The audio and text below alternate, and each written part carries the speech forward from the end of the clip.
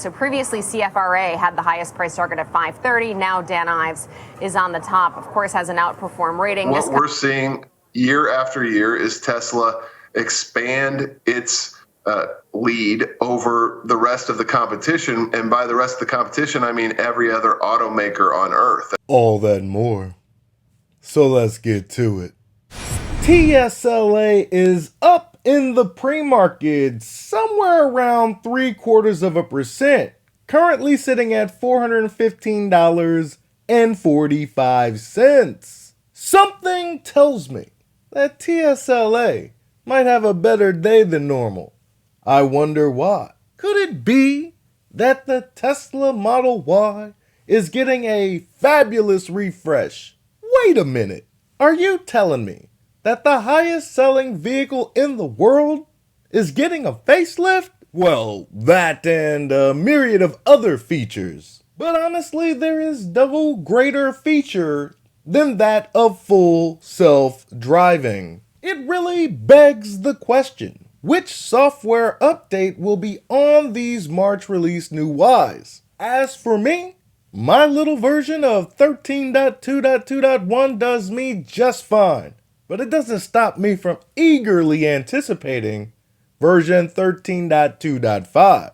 Exciting times ahead indeed for TSLA.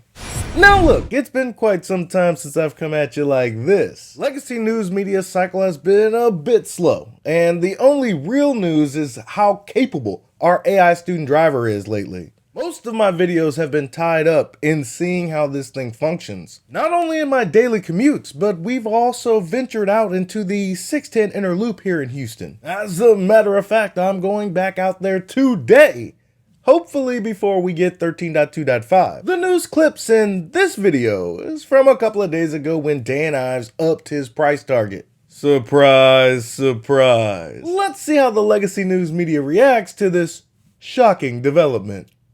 Kind of a litany of headlines for Tesla, Caroline, but one that stands out, of course, is the one and only Mr. Dan Ives. I know, Oliver, when we think about Tesla's biggest bull, I think so many of us would think about Wedbush's Dan Ives, although he didn't have the highest price target on the street for the EV maker until today, actually, when he released a note earlier this morning, hiking his price target from $515 to $550 a share. So previously, CFRA had the highest price target at $530. Now Dan Ives is on the top. Of course, has an outperform rating. This comes ahead of earnings next week. Tesla reports on the 29th, which is Wednesday.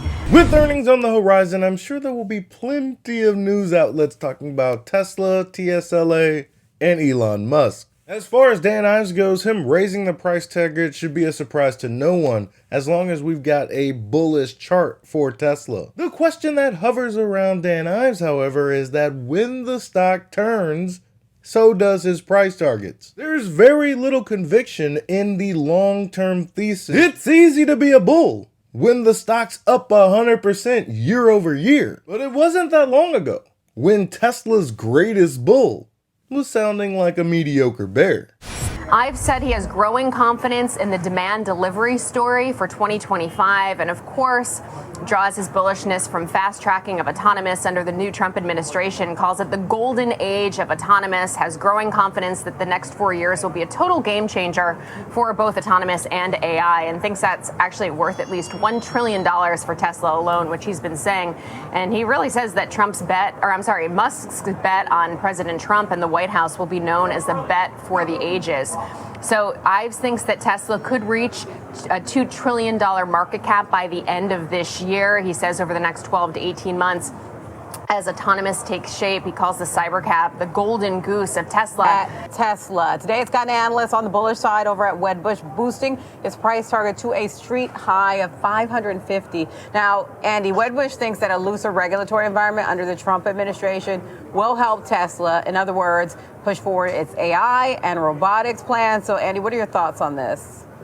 Yeah, I think it's definitely a tailwind for Tesla. I think, you can just look at the fact Elon Musk bet very big on this election and he won. And I think that is there's good reason to think he will continue to win with this new administration in place. Go on. And that is a deregulated environment that allows not just the AI part of things, but also the full self-driving features that Tesla has rolled out. And the path to the autonomous vehicles, the autonomous taxis rolling out, I think has just gotten a lot clearer with a Trump administration rather than one that's a little more heavy-handed from a regulation side. As far as Folio data goes, we're seeing Tesla kind of buck what everybody thought was happening, which is everybody thought that Tesla was getting less popular via its founder, or not its founder, but its CEO's political takes.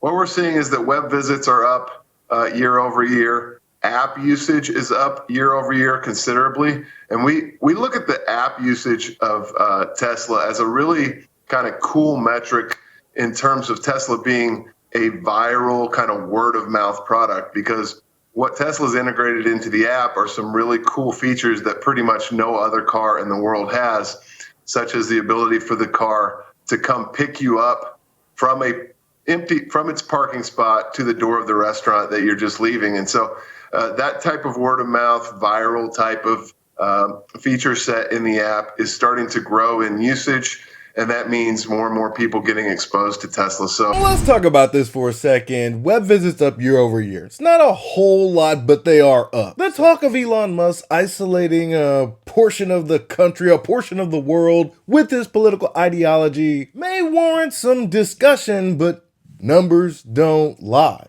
And we look at the app usage. Oh my word. 17% year over year? That is remarkable and is only going to increase. Actual Smart Summon, affectionately known as ASS, is all over that Tesla app. But there are some nifty, intuitive features that are just baked inside the app.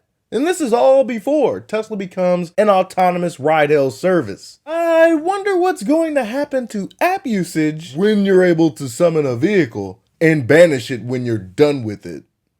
We maintain our multi-year, infinitely long bullish position on Tesla. This is absolutely a must-own stock, we believe, and just a winner led by a winner that will continue to win.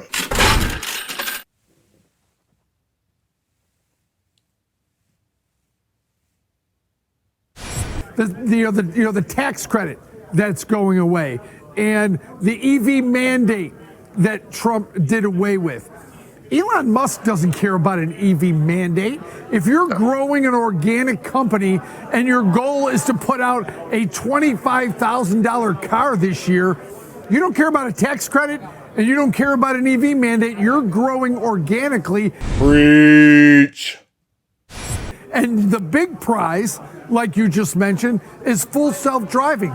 Now, Rivian is sold off pretty hard after this news, and Tesla is obviously down off its highs and having a 2-day sell-off here. Why are investors getting that wrong if these companies intend to grow organically like they have been? Well, I just think, it does provide a short-term headwind that wasn't there a few months ago. I think you have to acknowledge that, anytime the government's paying $7,500 towards the purchase price instead of the customer, it's going to impact demand.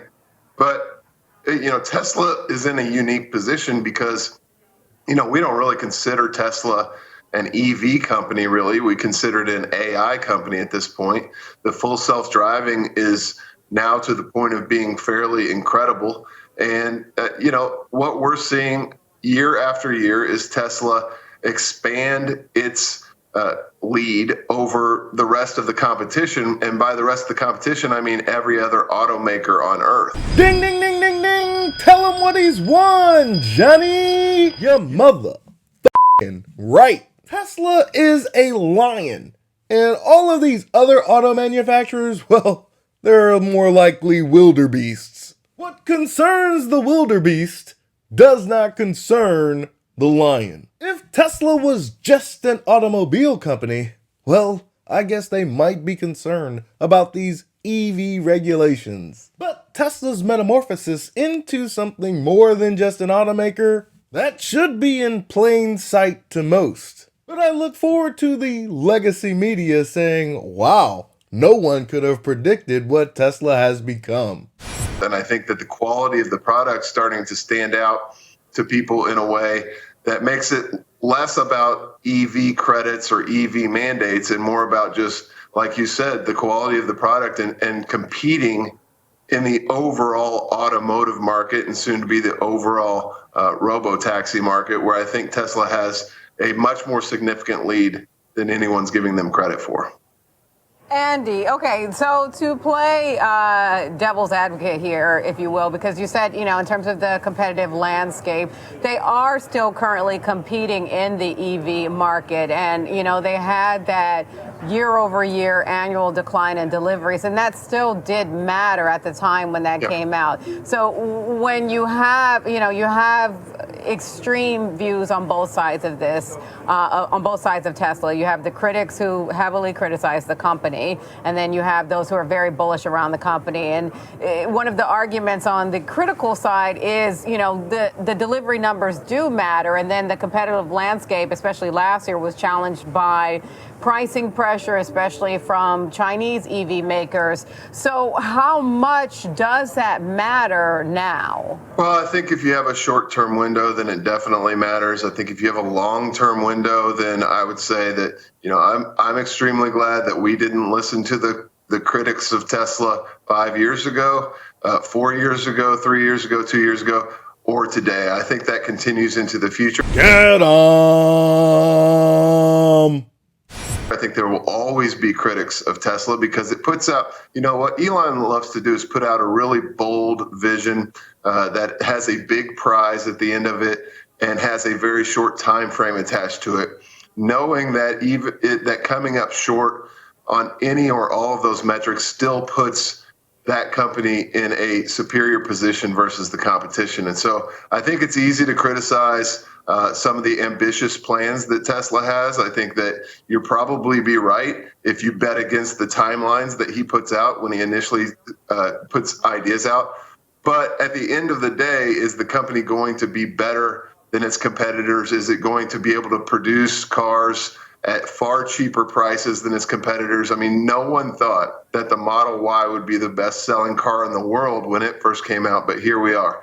And so I think you just have to continue to bet on winners and continue to kind of ignore the critics as much as you can. But, Tesla is one of the best companies the world has ever seen, and with one of the best entrepreneurs the world has ever seen at the head of it. And so it's really difficult to make the case for me that you should bet against a company like that simply because of some short-term turbulence. Damn, Andy! You just took away my whole monologue for my conclusion. I couldn't have said it better myself. And I feel it's probably best to just wrap it up on that note. That's all I've got for you today. Be easy. Peace.